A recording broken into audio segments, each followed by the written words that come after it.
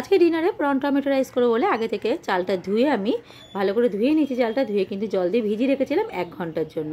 এবার এই চালটা আমি এবার রান্না করে নেবো। আমি সময় চলেছি তোমাদের জন্য বাহারি রান্না করে, তোমাদের ভালোবাসেনি। তো আমি আজকে কি করে প্রন টমেটো রাইসটা করবো তার জন্য তোমাদের সবার কাছে অনুরোধ হলো ভিডিওটা সম্পূর্ণ দেখার জন্য। তো চলো রান্নাটা শুরু করে দিই।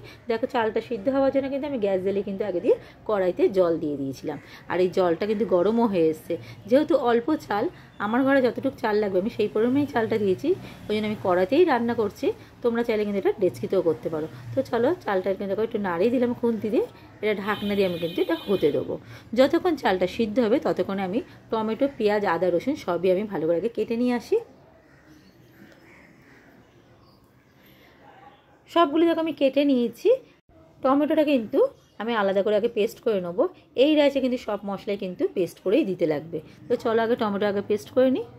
টমেটোটা পেস্ট হয়ে গেলে পর কিন্তু আদা রসুনটা আমি একসঙ্গেই কিন্তু পেস্ট করে নেবো। এইদিকে কিন্তু দেখো রাইসের ভাতটাও কিন্তু হয়ে গেছে। এর মধ্যে দিয়ে দেবো আমি একটু নামানোর আগে একটু পরিমাণ মতো আমি নুন দিয়ে দিলাম। আমি নুনটা দিয়েই সবসময় ভাতটা করি, তাহলে ভাতের মধ্যে একটু নুনটা বসে। একটু নাড়াচাড়া করেই কিন্তু এবার ভাতটা এবার আমি নামিয়ে ফেলবো। আমি ঝুড়ির মধ্যে ভাতটা ঝরাতে দিয়েছি। দেখো কড়াইটা পরিষ্কার করে নিয়ে বসিয়ে দিয়েছি। এর মধ্যে দিয়ে দিলাম কিন্তু আমি পরিমাণ মতন কিন্তু সাদা তেল। সাদা তেল দিয়ে কিন্তু এই রাইসটা করতে হবে। তেলটা গরম হয়ে এসেছে, এর মধ্যে দিয়ে দিলাম আমি 2টো শুকনো লঙ্কা ছিঁড়ে, আর দিয়ে দেবো কিছুটা কারি পাতা।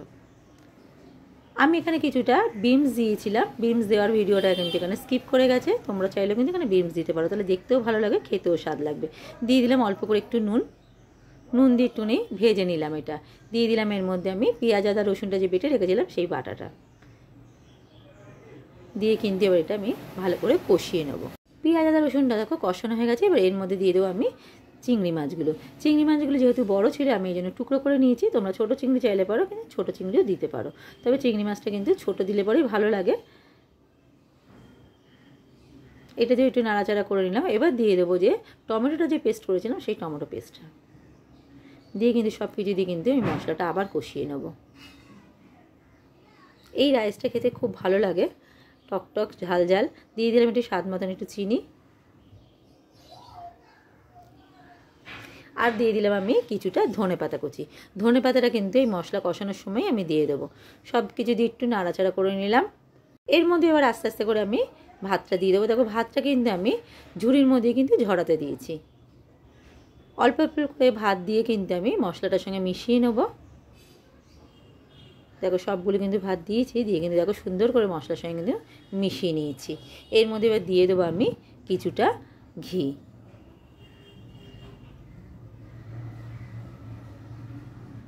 ঘিটা দিয়ে এবার একটু ঢাকনা দিয়ে দেবো আমি 10 মিনিটের জন্য কিন্তু এটা হতে দেবো। গ্যাসটা আমি কমিয়ে দিয়েছি। 10 মিনিট হয়ে গেছে, ঢাকনাটা খুলে নিয়েছি। দেখো সুন্দর কিন্তু রাইসটা হয়ে গেছে। চলো এবারে কিন্তু এবার এটা নামিয়ে নিলেই কিন্তু রেডি হয়ে যাবে। গ্যাসটা বন্ধ করে এবার নামিয়ে নিই আমি এটা।